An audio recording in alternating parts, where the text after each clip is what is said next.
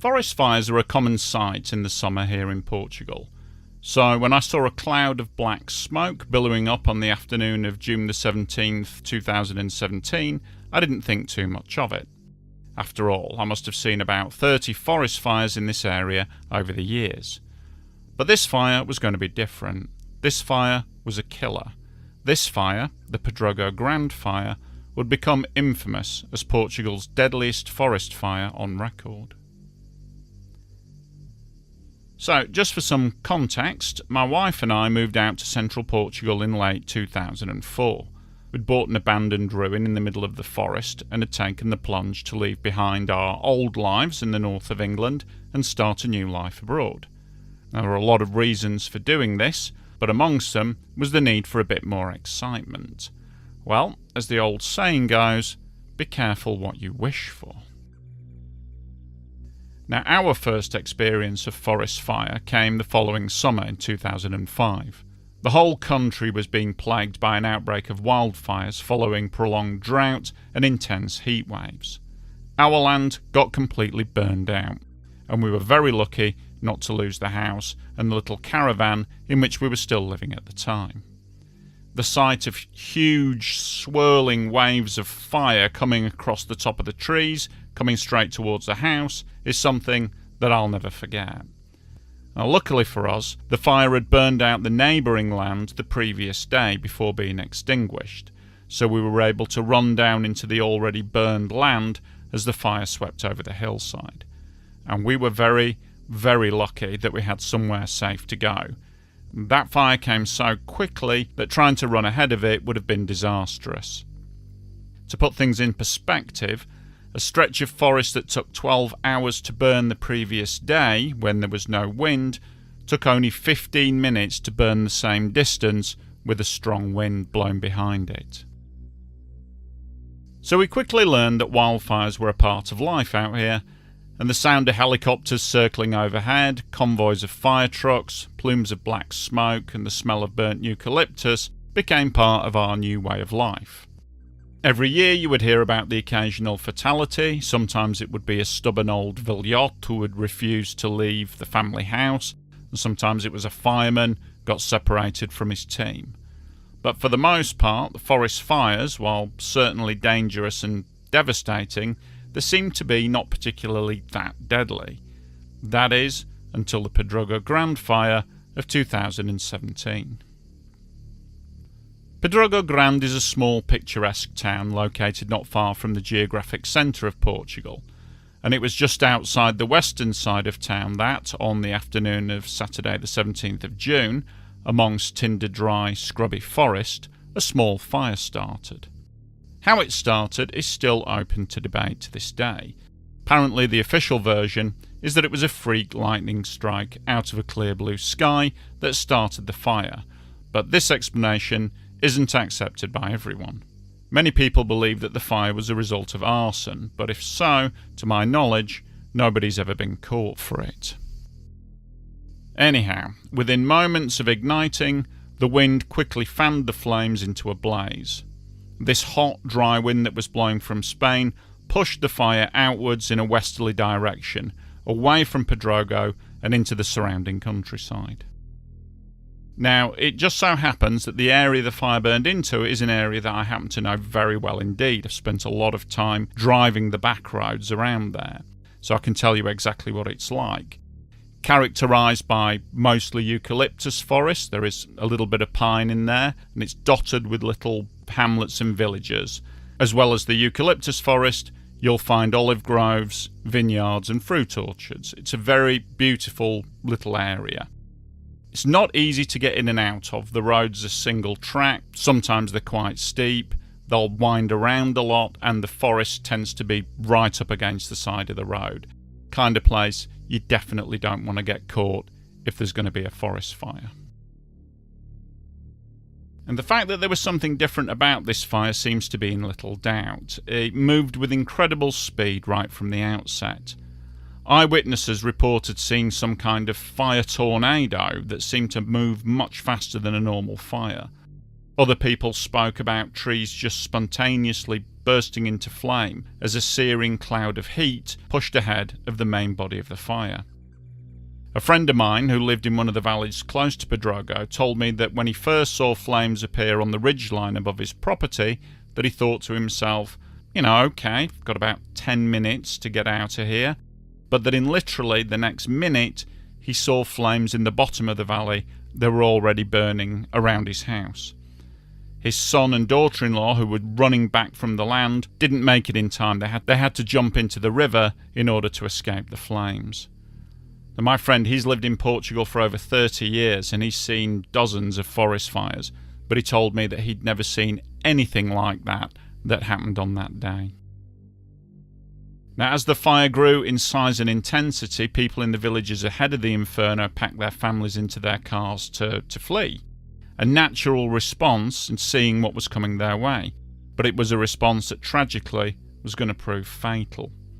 As the drivers made for the main road, thick smoke obscured the way ahead, and within just a couple of minutes the cars were reduced to crawling along. The drivers were barely able to see more than a couple of metres in any direction. By the time the ominous red glow of the fire appeared through the smoke, it was too late. Dozens of victims perished on the same stretch of road. Unable to see, unable to drive, they died in their cars. Some abandoned their vehicles to try and escape on foot, but nobody made it out of there alive. In fact, anyone caught out in the open had very little chance of survival, as the racing flames consumed everything in their path. In the little hamlet of Moreira, the residents who were able to were jumped into the communal water tank as the firestorm tore through the centre of the village, but anyone who wasn't able to get to that tank in time and was outside perished in the flames. As the fire continued to burn through the afternoon, the speed at which it moved began to slow down, but it had already burned through a dozen villages and consumed thousands of hectares of forest just within the first hour or so. And by now, hundreds of firefighters had been deployed, as well as fire trucks, dozens of helicopters and firefighting planes, and they were fighting the fire which was now burning on what they call 3 fronts. A very big fire burning in all directions. From my own viewpoint, and I was living about half an hour away from this, the entire horizon had gone completely black. You couldn't see anything at all. In fact, I wasn't even sure if it was a fire, because normally you can see the plumes of smoke. You just couldn't see anything. The whole sky was pitch black, like it was the middle of the night. By the following morning, the scale of the tragedy was becoming clear as the first news reports of fatalities started to filter through. At first, 18 feared dead. Then an hour later, 34 feared dead. A bit later on, 46 people confirmed dead. The grim tally increased as the day wore on, and people were in shock. They were somewhat unable to sort of take in what they were hearing on the news. It was like people were going, okay, this is Portugal, and yes, we have fires, but, people don't die in them, not like this, not so many people in one go. In the end, it's believed that 66 people were killed and over 200 were wounded. Nobody's 100% sure of the actual death toll, as there are still some people missing from that day, but no other bodies were ever found, so the official figure remains at 66. Whatever the actual number was, the Pedrogão Grande fire is the single deadliest forest fire in Portuguese history. Victims ranged in age from elderly residents in their 80s to children, the youngest being just 4 years old. Whole families had died together. Sometimes there was a single survivor. I remember hearing about a man who lost his wife, daughter, and his mother-in-law. They had set off in the car ahead of him, and he followed behind in a second car, but got lost in the smoke and was forced to return home. He survived, completely unharmed, and his house was untouched by the fire, but the rest of his family had all died in the first car. The guy was completely bereft and racked with guilt. It had been his idea to try and drive out of there to safety. 2017 continued to be a disastrous year for Portugal. In the wake of the Pedrogão fire and during the 3 days of national mourning that were being held, several large fires were raging out of control, and this carried on for days afterwards. The Pinhal de Leiria, which is a giant pine forest originally planted over 500 years ago to provide timber to the wooden sailing ships of the Portuguese Navy, that was almost completely destroyed in a fire. And if that wasn't enough already, another spate of deadly fires hit the region of Santa Cumbadão on the 15th of October, resulting in a further 50 fatalities. Although these deaths occurred over a much wider area and in lots of different instances, it was another hard blow to a country that was still trying to recover from a summer of tragedy. So what made the Pedrogão fire so deadly? I mean, it's not like there'd never been any forest fires in the area before, so why did so many people die in what was, to be honest, a fairly common occurrence? This was the question for which everybody wanted an answer, and people needed a reason to try and understand what had happened, or at the very least they wanted somebody to blame. Accusations were made against private landowners for failing to keep the land clean, against the police and the fire service for failing to respond quickly, and against the National Electricity Company for having power lines that were too close to the trees. Local politicians also came under attack, as did the company that was tasked with keeping the edges of the roads cleaned. Criminal charges of negligence were brought and 11 people were put on trial, but all of them were eventually acquitted. In summing up, the judge, Maria Santos, stated that the Pedrogão fire was, and I'm quoting her here, unique and totally unforeseeable tragedy.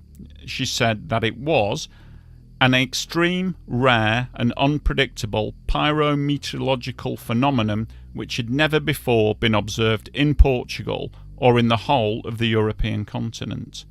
It was a phenomenon which caused an explosion of fire that was unlike anything that anyone here in Portugal had experienced. Indeed, for a fire that raged for, days afterwards, it's a telling fact that all the victims died within that first intense hour. In the end, we may never know exactly what it was that occurred that afternoon. Possibly a fire tornado, some kind of firestorm, or maybe it was just a series of terrible circumstances that led to too many people trying to outrun a forest fire that, in the end, was just moving too quickly. The physical signs of the fire, the melted lamppost and the scorched road signs, the burned out houses and the melted tarmac of the road of death, are all pretty much gone by now. The eucalyptus forest is fully regrown. To be honest, if you drove through there today, you'd never guess that there'd ever even been a fire there. But you can still see some reminders. You get the resurfaced patches of the road where the burned out cars had to be dug out, and you still see the odd rusty road sign that never got replaced. The mental scars may take much longer to heal. Small villages like Nodeirinho and Pobrais lost over half of their inhabitants in one go. People lost their homes and livelihoods. Many of the people affected were of the older rural generation, and these people often had little to begin with, many of them supplementing a meagre state pension with homegrown vegetables and keeping a few animals. These guys lost everything. The question is, how do you keep going when you're in your 80s and you've just lost everything that you've ever owned, along with half the people that you knew? It really hit people hard. I mean, the Portuguese, they're definitely a resilient lot, but even so, this is a very tough one to come back from. A memorial, opened this year by Portuguese President Marcelo Rebelo de Sousa, can be found on the N236, the so-called Road of Death, close to the spot where so many lost their lives. One other memorial has been erected as well. It's in the little hamlet of Nodeirinho.